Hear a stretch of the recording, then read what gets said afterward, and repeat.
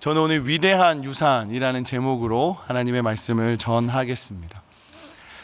역대상 가장 마지막 장 또 마지막 절의 부분을 하나님 말씀을 전할 수 있어서 너무 좋습니다. 그리고 또 오늘은 이제 상반기를 가름하는 6월 마지막 날입니다. 내일부터는 또 7월이 시작되고 저희 삼일교회는 가장 이제 분주하고 온 성도가 합심하여 선교를 세워가는 계절이 다가왔습니다.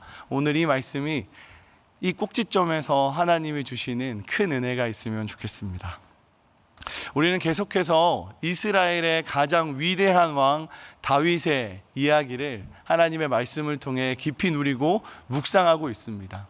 오늘의 말씀은 그 위대한 왕 다윗의 마지막 통치의 때를 우리가 엿보는 시간입니다. 하나님의 시간이 이제 다 되었습니다. 이제 다윗은 왕으로서의 그의 시간이 정리가 되고 또 하나님이 기름 부어 세워 가실 그의 아들 솔로몬에게 그의 왕위를 계승해야 하는 순간에 있습니다. 우리 한번 상상해 봅시다. 40년이라는 긴 시간 동안 한 나라의 왕으로 깊이 쓰임 받았습니다. 그리고 아마 저보다 여러분이 더 잘 아실 텐데 다윗의 삶은 이 역대상 한 권에 들어있지 않습니다. 성경 여러 권에 걸쳐서 그의 일생에 어쩌면 그의 기구한 삶의 수많은 롤러코스터의 이야기가 많은 하나님의 말씀을 통해 우리가 잘 알고 있습니다. 어쩌면 가장 친밀한 성경 인물 중에 한 명입니다. 그런데 그 왕이 그의 인생의 마지막 통치의 때에, 그의 인생의 마지막 때에 하나님이 주신 마음을 전합니다. 하나님 앞에 가장 깊이 쓰임 받았고요. 가장 깊이 쓰임 받은 그 마지막 왕이 그 사랑하는 백성에게 어떤 명령을 내리는지를 한번 묵상해 봅시다. 오늘 본문의 시작인 20절을 제가 한 번 더 읽어드리겠습니다. 다윗이 온 회중에게 이르되 너희는 너희 하나님 여호와를 송축하라 하매 회중이 그의 조상들의 하나님 여호와를 송축하고 머리를 숙여 여호와와 왕에게 절하고. 아멘. 다윗은 백성에게 지금 마지막 요청합니다. 여러분 무엇을 요청하고 있습니까? 40년 동안이나 길게 한 나라를 통치하고 하나님 앞에 가장 깊이 쓰임받은 그 왕이 그의 인생의 마지막 통치의 때에 사랑하는 백성들에게 이렇게 말합니다. 하나님을 예배하십시오. 하나님을 송축하십시오. 하나님을 찬양하십시오. 그가 행한 일을 감사하십시오 라고 말합니다. 주 당신들의 하나님을 찬양하셔야 합니다. 하나님을 예배하십시오. 제가 만약에 그 자리에 있었던 사람이라면 저는 감히 이렇게 말하지 못할 것 같습니다. 1년도 10년도 아닙니다. 40년이라는 긴 시간을 하나님 앞에 왕으로 한 나라를 섬기는 왕으로 섬겼습니다.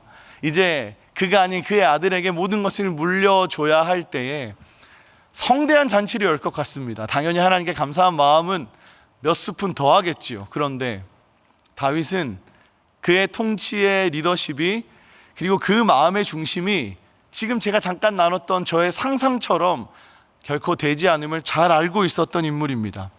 그는 일생 동안 하나님만 섬겼고 하나님이 세우신 왕위에서 하나님 시간 속에서 순종했던 사람입니다. 성대한 잔치를 열 수 있었겠지만 그는 잘 알고 있었습니다. 그의 통치의 자격이, 그의 통치의 리더십이 자신을 높이는 것이 아니라 하나님만 높이는 것임을 다윗은 그의 인생 전 시간을 통해서 가장 잘 알고 있었던 사람입니다. 그래서 그의 사랑하는 백성에게 말합니다. 하나님을 예배하십시오. 지금 서 있는 그 자리에서 하나님께 감사하십시오. 그리고 20절에 자세히 보시면 이런 표현이 있습니다. 머리를 숙여 여호와와 왕에게 절하고. 여기서 쓰인 히브리어를 보시면요, 카다드라고 하는 단어와 샤하라는 단어가 쓰였습니다. 카다드는 엎드리다 라는 뜻이고요, 샤하라는 단어는 굽혀 경배하다 라는 뜻입니다. 보시면 이 두 단어가 중복적인 의미를 담고 있습니다. 그런데 굳이 하나님께서는 이 두 단어를 중복하여 사용하셨습니다. 왜 그럴까요? 우리가 잘 알듯이 강조하고 있습니다. 여기에 하나님의 마음이, 하나님의 중심이 담겨 있는 겁니다. 어떤 의미에서 강조일까요? 위대하신 하나님을 더 위대한 왕으로 떠받들고 더 신격화하며 더 엎드리십시오라는 표현이었을까요? 아닙니다. 엎드려 또 굽혀 경배합시다. 왜 다윗이 그렇게 말했을까요? 이는 여호와 하나님 앞에 깊은 경외함과 깊은 순복의 의미를 담아서 우리의 삶의 주인은 처음도 마지막 이 꼭지점의 순간도 여호와 하나님이심을, 여호와 하나님 외에는 우리가 다른 어떠한 것도 경외할 필요도 순복할 필요도 없음을 다윗이 또 강조하고 또 강조하며 선언하고 있는 것입니다. 이것이 다윗 통치의 마지막 때에 한 나라의 왕이 그토록 전하고 싶었던, 하나님께 깊이 쓰임받았던 한 사람의 진심임을 기억하시면 좋겠습니다. 그 다음 절에 이 말씀이 있습니다. 21절입니다. 이튿날 여호와께 제사를 드리고 또 여호와께 번제를 드리니 수송아지가 1000마리요 수대양이 1000마리요 어린 양이 1000마리요 또 그 전제라 온 이스라엘을 위하여 풍성한 제물을 드리고. 다윗이 명령합니다. 하나님을 예배합시다. 하나님께 감사합시다. 하나님을 찬양합시다. 이튿날 온 백성이 모입니다. 그리고 하나님 앞에 제사를 드립니다. 번제와 전제를 드렸다고 되어 있습니다. 번제는 제물을 태워 하나님 앞에 속죄와 순종의 의미를 담은 제사입니다. 전제는 제물에 포도주나 톡한 술을 부어서 헌신과 섬김을 상징하는 제사입니다. 이 예배는, 이 제사는요, 우리 삶의 주인 되신 이 나라의 주권자 되신 하나님 앞에 우리가 온전한 섬김과 헌신과 감사의 마음을 담아 함께 하나님을 예배하고 하나님을 제사하였던 그 이스라엘의 마음이 담겨 있습니다. 이어서 다윗과 온 이스라엘은 성대한 잔치를 베풉니다. 큰 기쁨 속에서 하나님과의 연합과 교제를 깊이 누립니다. 참 하나님이 기뻐하셨을 것 같습니다. 무엇을요? 하나님 영광을 위하여, 하나님이 행하신 일을 위하여 성대한 잔치를, 어마어마한 제물을 가지고 와서 번제와 제사를 드려서 하나님께서 크게 기뻐하셨을까요? 그 의미도 있겠지만 적어도 하나님이 오래도록 사랑하셨던 이 다윗 왕의 그 중심 속에 있는 하나님을 향한 깊은 순복과 하나님을 향한 깊은 경외함을 통해 참 기뻐하시고 이 예배를, 이 제사를 받으셨을 것 같습니다. 그리고 본문은 이어서 솔로몬이라고 하는 왕의 계승식이 이어집니다. 사실 솔로몬의 왕위 계승식은 두 번째입니다. 오늘 성경 본문은 아니지만 열왕기상 1장을 보면요, 다윗과 학기 사이에서 난 아도니아라고 하는 아들이 반란을 일으켜 왕위를 전복시켜 그가 왕으로 앉고자 합니다. 반란을 일으킵니다. 그런데 그 반란을 잠재우고 주요 인사들만 모여서 이제 다윗은 노새에서 그 자리에 함께하지 못하고요, 급히 솔로몬을 왕으로 세웁니다. 그런데 오늘 이 역대기, 역대하에서는요, 이와는 대조적으로 의도적으로 이 부분을 제하고 아주 영광스럽고 감사와 환희가 넘치는 왕위 계승식의 시선을 보여주고 있습니다. 왜 그런 것일까요? 온 이스라엘이 다윗에 이어 솔로몬이 왕이 되는 것을 지지하고 있음을 말하고 온 이스라엘이 함께 기뻐하고 있음을, 그리고 솔로몬 왕을 통해서 온 이스라엘이 형통하였음을 하나님은 말씀하십니다. 우리 본문 23절을 함께 읽으면 좋겠습니다. 23절입니다. 시작. 솔로몬이 여호와께서 주신 왕위에 앉아 아버지 다윗을 이어 왕이 되어 형통하니 온 이스라엘이 그의 명령에 순종하며. 솔로몬이요, 여호와께 주신 왕위에 앉아 다윗이여 왕이 되었고 그로 인해 그 나라가 형통하고 온 이스라엘이 그를 따랐더라라고 오늘 성경은 말하고 있습니다. 저는 이 절에서 우리가 깊이 묵상해야 될 하나의 표현이 있습니다. 그것은 뭐냐면 서두에 나오는 여호와께서 주신 왕 위에 앉아입니다. 다시요, 솔로몬이 여호와께서 주신 왕 위에 앉아 그로 인해 그 나라가 형통하고 온 이스라엘이 그를 따랐다라고 말합니다. 다윗 왕조는 솔로몬이라고 하는 한 사람에게 계승됩니다. 위대한 놀라운 정말 환희가 넘치는 왕의 계승식이 맞습니다. 그런데 하나님은 성대한 잔치와 같은 이 시간, 이 자리 속에서 다윗의 입술을 통해 그리고 온 이스라엘을 통해 하나님의 시선과 하나님의 중심과 하나님의 기준이 어디에 있는지 분명히 밝히십니다. 무엇입니까?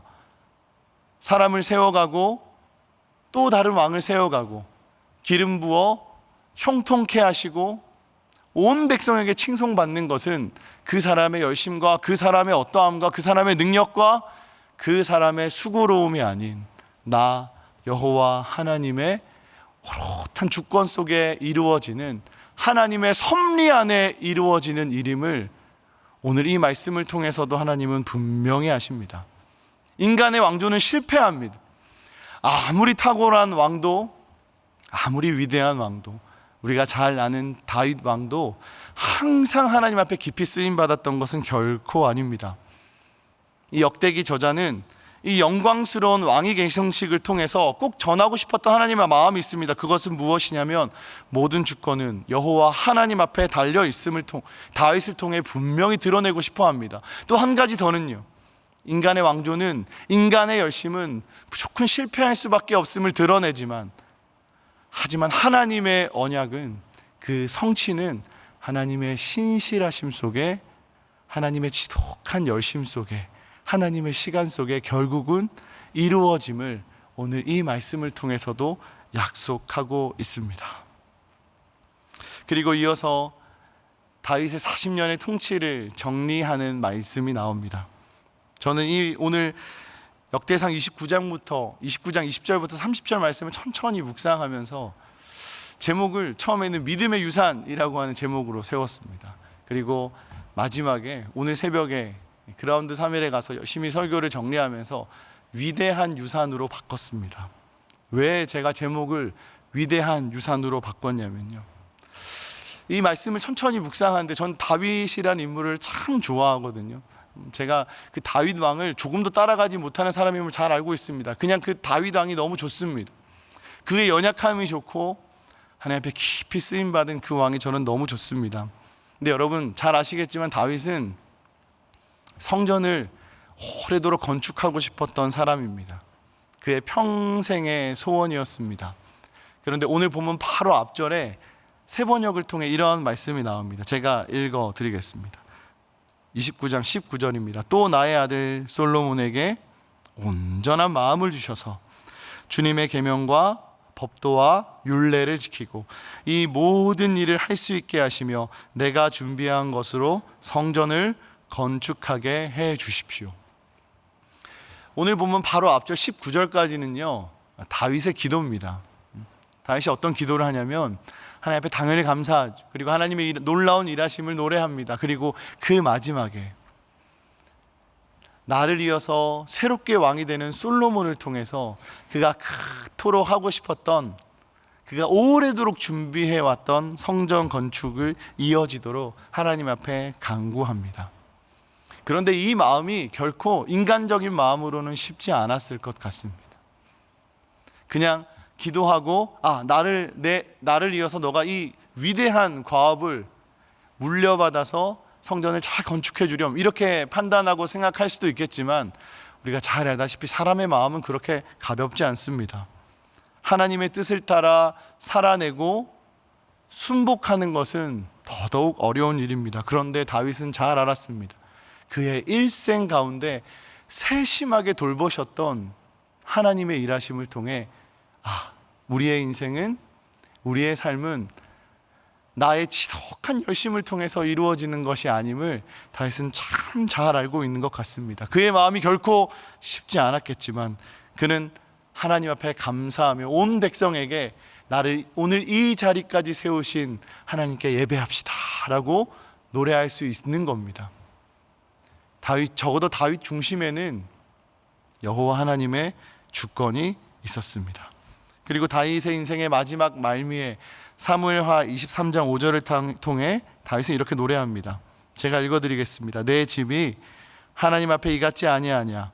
하나님이 나와 더불어 영원한 언약을 세우사 만사에 구비하고 견고하게 하셨으니 나의 모든 구원과 나의 모든 소원을 어찌 이루지 아니하시랴.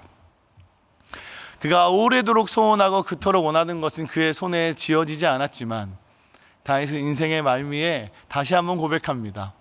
내 평생의 소원, 내가 가장 소망했던 것은 성전 건축이 아니라 그의 성전에 머물며 영원토록 그를 찬양하고 그를 노래하는 것이었음을, 그 하나님은 처음도 나중도 한결같이 나와 우리 가족의 삶을 이 자리까지 인도하셨던 분이심을 그는 노래하고 있는 겁니다. 이 다윗의 가냘픈 노래가 참 제 마음 가운데 깊은 울림으로 남아 있습니다. 저도 어느덧 결혼을 하고 두 아이의 가장이 되었습니다. 이른 새벽에 저희 가족 이야기를 좀 해서 좀 죄송하지만 사진을 한 장 보여드리겠습니다. 제 아들이 저 중에 한 명이 있습니다. 바로 내려주십시오. 너무 부끄러워서요. 지난 토요일 오세부 성경학교를 했습니다. 저희 교육국 디렉터 목사님께서 저한테 사실 동영상이거든요. 영상을 하나 보내주면서 이렇게 카톡이 왔습니다. 형님, 아들이 참 예배자네요 라고 이렇게 왔습니다. 인생이 얼마나 고달팠는지 모르겠지만 제 5살 된 아들이 절규하듯이 예배하는 모습을 보고 한참 웃었습니다. 부모가 되고 돌아보니 욕심도 생기고 이 자녀에게 해주고 싶은 것도 참 많습니다. 그런데 부모가 되니 참 감사한 건 저의 부모님의 마음을 조금 더 이해하고 알게 되는 것 같습니다. 저희 부모님은 두 분 다 모태신앙으로 저와 저희 형제에게 신앙을 잘 물려주셨습니다. 그게 제 평생에 가장 감사한 제목 중에 하나입니다. 이제는 제가 두 아이의 부모가 됐다 보니 이 아이들에게 어떤 위대한, 어떤 놀라운 유산을 줄까 고민할 때 저희 아이들에게 줄 수 있는 게 사실 별로 없습니다. 그런데 꼭 주고 싶은 것이 한 가지 있는데 그게 뭐냐면 오늘 다윗과 같은 마음입니다. 너의 삶의 참 주인은 오직 여호와 하나님이심을 제 사랑하는 아들, 딸에게 전하고 싶습니다. 그리고 너의 삶은 오직 여호와 하나님 손 그 주권 안에 달려 있음을 저와 제 아내의 삶을 통해 꼭 보여주고 싶습니다.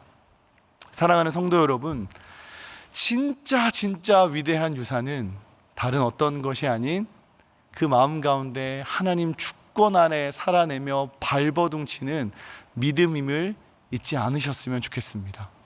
평생의 소원으로 오래도록 이루고 싶은 우리의 열망이 있지만 그것보다 더 중요한 소망은 우리 가정이, 우리의 자녀가 예수 그리스도를 인격적으로 만나 그의 삶이 여호와 하나님의 손에 붙들림 받으면 그보다 더 위대한 유산은 없습니다. 이를 놓고 우리가 기도하고 또 구하는 부모로서의 마땅한 삶을 살아내면 좋겠습니다. 우리도 부모님에게 신앙을 물려받았고 또 신앙의 1세대로 쉽지 않은 여정을 살아내고 계시겠지만 우리가 우리 사랑하는 자녀, 우리 가정에게 줄 수 있는 진정한 위대한 유산은 하나님의 선물은 우리 삶의 주인이 전적으로 주의 손에 달려 있음을 잊지 않는 믿음입니다. 말씀을 정리하겠습니다. 다윗은 참 위대한 왕입니다. 왜냐하면 하나님을 일생 동안 사랑했고 그의 인생의 마지막 순간까지 깊이 쓰임받았기 때문입니다. 사울을 섬길 때도 골리앗을 물리칠 때도 하나님 앞에 크게 범죄하여 넙죽 엎드렸을 때도 아마도 다윗은 일평생 하나님께 사로잡힌 상상력으로 살아낸 사람이라고 생각합니다. 그의 통치의 마지막 명령은 하나님을 예배하십시오였습니다. 그리고 하나님께 감사하며 나아가는 것이었습니다. 그리고 그의 아들 솔로몬에게 진정 주고 싶었던 위대한 유산은 우리 삶의 참 주인은 오직 여호와 한 분이심을, 우리의 삶은 오직 그분의 주권 아래 달려 있음을 그의 삶으로 노래하고 있습니다. 우리도 이렇게 살아냅시다. 우리도 이를 놓고 기도합시다. 사랑하는 우리의 자녀와 우리의 가정을 위해 가슴을 치며 기도합시다. 우리 자녀의 형통함을 위한 기도도 중요하겠지만 오늘 이 다윗이 전하는, 하나님을 통해 전하는 이 진심이 저와 여러분의 가정과 우리 자녀들에게 오롯이 흘러가기를 축복합니다. 이 시간 함께 기도하면 좋겠습니다. 말씀을 통해 주신 은혜를 놓고 기도합시다. 하나님, 우리 삶의 참 주인이 여호와 하나님이시면 좋겠습니다. 우리를 때로는 높여주시고 때로는 가장 밑바닥까지 우리를 낮아지게 하시는 주님, 그 모든 것이 하나님의 섭리요 주의 성실하심 안에 있음을 고백하는 믿음을 우리에게 허락하여 주시옵소서라고 우리에게 주신 은혜대로 오늘은 우리 사랑하는 가정을 위해서 기도하며 엎드리며 나가면 좋겠습니다. 기도하겠습니다. 좋으신 주님 감사합니다. 하나님,